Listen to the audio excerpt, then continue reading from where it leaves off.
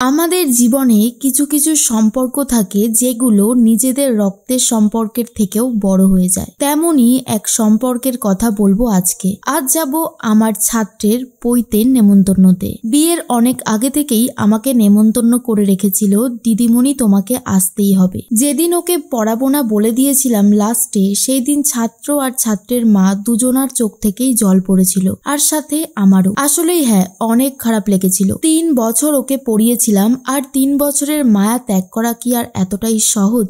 আজ তো আমাদের সবারই নেমন্তন্ন। ওর তো পৈতে, তাই ওর মুখ দেখানো যাবে না। বাইরের ছবিটাতেই ওর মুখ দেখা যাচ্ছে। প্রচন্ড গরম পড়েছে, আর সেই জন্য প্রথমে এসেই এখান থেকে লস্যি নিয়ে নিলাম, আর সাথে ছিল আইসক্রিম। এরপর চলে গেলাম মেন কোর্সে। দুপুর বেলা গরম গরম ভাতের সাথে লেবু চটকে ডালের সাথে বেগুনি দিয়ে খেতে কিন্তু অসাধারণ লাগছিল। সাথে ছিল কাতলা মাছ আর গলদা চিংড়ি, আর সবার শেষে ছিল মিষ্টি। মিষ্টি খেয়েই আজকের ভিডিওটা শেষ করলাম।